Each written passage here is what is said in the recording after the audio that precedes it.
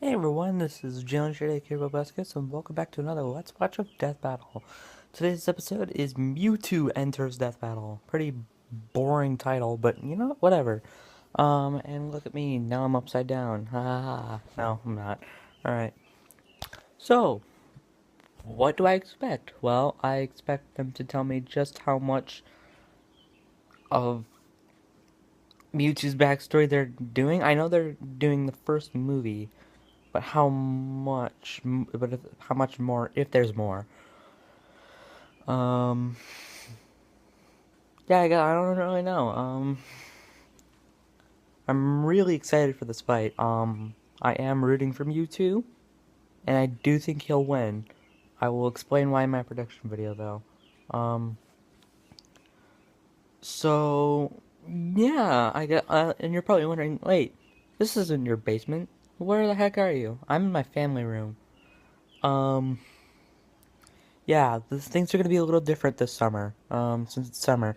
Um, I'm gonna be doing my Let's Watches of the previews up here in the family room, but the reactions to the actual fights will still be in the basement for me.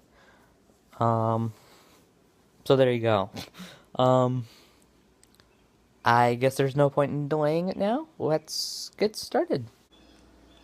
Okay, let's get started.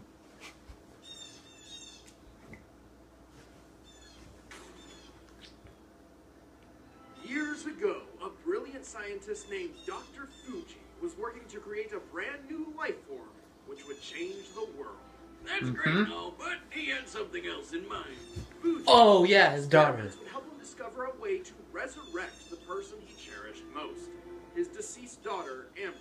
With unlimited resources funded by mob money, he figured out how to clone his daughter's ball of consciousness. Because science! But before he could finish, he had to create the most powerful Pokemon, a clone of the legendary Mew. And he named him Mewtwo. Yeah, Fuji wasn't very creative when it comes to naming, but when you can create a new life form with nothing but a fossilized eyelash, you know you're a master of genetic engineering. Oh really? Was it just an eyelash? I'd love to get more experience in myself. Told you 1,000 times, Wiz, you're not gonna alter my DNA.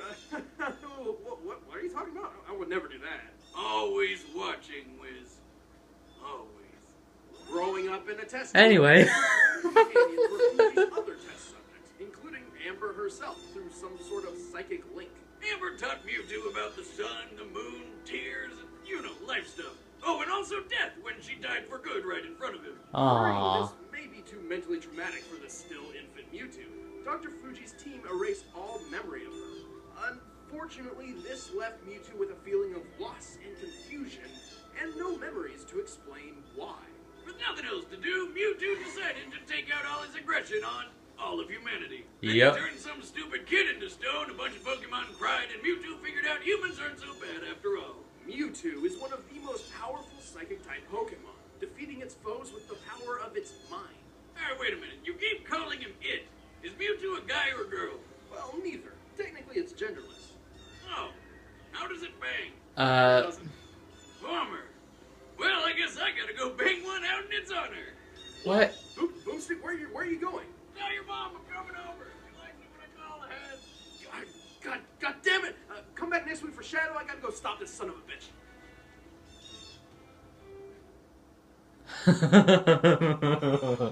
Okay.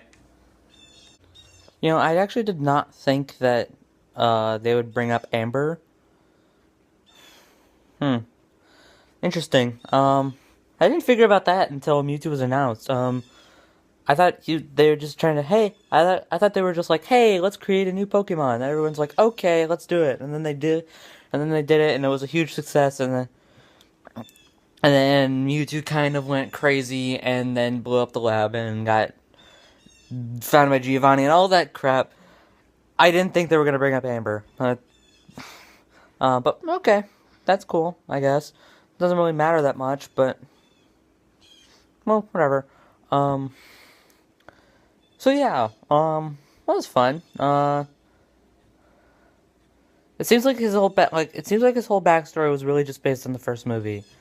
Not really much of anything else. I guess I guess Pokemon Origins kind of counts also because, again, Dr. Fuji and all that stuff. He created Mewtwo. Um, though in the first movie, Dr. Fuji was killed. Um, in the in Pokemon Origins, he became Mr. Fuji and owner of like some Pokemon charity or some crap. Um, I don't know. So still funny, cool preview. Um, there was one other thing I was trying to say. I was about to say, what was it?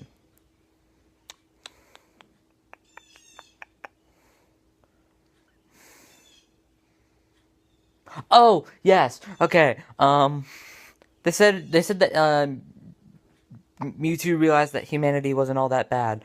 Um, well, to be fair, he still holds a humongous grudge against humanity. So, so while he's not, so while he doesn't want to absolutely obliterate them, he's not really that caring for them either. But you know, whatever. To each his own. Well, can't wait till next week for Shadow the Hedgehog, which I'm like I said in the like it was said in the description of my trailer that I hope you guys saw and liked. Um, um, I did not want Mewtwo to fight Shadow. Um, I mean, I'm perfectly fine with Mewtwo versus Shadow. Don't get me wrong. I love that idea. Um, besides, it's a fight between two characters that I like almost equally. The only reason I'm certainly rooting for Mewtwo is A, I like him just an itsy bitsy little bit more. Um, and not to mention I want Pokemon to get a victory against non-Pokemon characters. Um, so yeah, cause let's face it, like aside from Blastoise, no Pokemon has won, and Blastoise doesn't exactly count considering the fact that he went up against other Pokemon. Pokemon needs a victory, and I was rooting for like every Pokemon save for Venusaur. Um, still love Venusaur, but you know, was rooting for Pikachu. He should have won. I was rooting for, I was rooting for, I was kind of rooting for Charizard. The Pokemon Battle Royale, but I was perfectly okay with Blastoise winning. I was actually pretty conflicted on whether or not to root for Charizard or to root for Blastoise, because while I like Charizard more, I like Squirtle more than I like Charmander, and that's really what it came down to. Like, who's better, Bulbasaur, Squirtle, or Charmander? I was rooting for Charizard in his fight against Greymon, which, if you saw, gave a humongous sucker punch to the childhood. Um, and I'm rooting for Mewtwo now.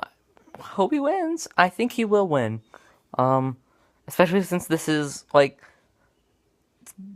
um, I don't know if I said this, but this is composite Mewtwo.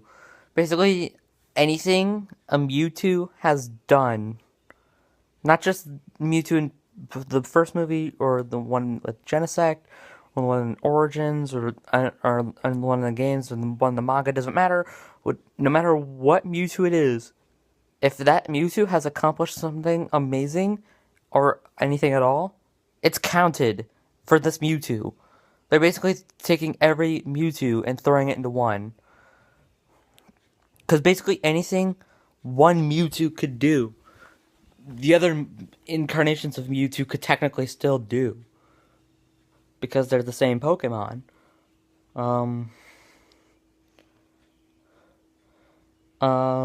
Shadow, if they're compositing Mewtwo, I'm imagining they're gonna have to composite Shadow.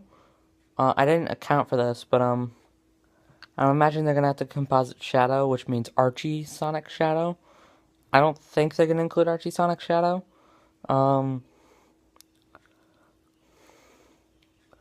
Because if they did, then yeah, then Shadow would win. Because Archie Sonic is OP. And sorry you couldn't see my face there. Anyways, Archie Sonic is way too OP. Mewtwo would lose against Archie Sonic Shadow. Regardless of whether or not it's composite or not. But not only that, but they'd have to go back to every single fight with a Sonic character and throw in the Archie comics. Like, they would have to throw in Archie Sonic for Knuckles, they would have to throw him in for Tails, they would have to throw him in for Sonic, Dr. Eggman, Shadow against Vegeta.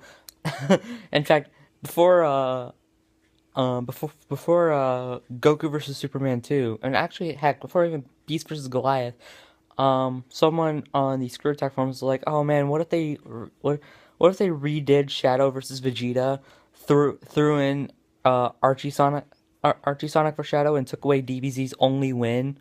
Because if you're not smart and you read the comments of Kirby versus Majin Buu and Goku versus Superman 1, there's some pretty toxic things said there. So if they went back and redid Shadow versus Vegeta and took away DBZ's only win, well, it's not their only win anymore. Hercule won, which made me very happy, even though I don't like Hercule. So they'd make so Shadow would win against Vegeta if the Archie comics were included. Sonic still beats Mario. Knuckles would probably beat Donkey Kong. Maybe. Tails still beats Luigi. Dr. Eggman would probably have himself alive and more of his robots alive. I don't know. Point is, I'm running out of time. This was the longest reaction to a preview ever, aside from maybe Sweet Tooth. Thank you guys for watching. I will see you guys next week. Unless I do something like I did with DBX.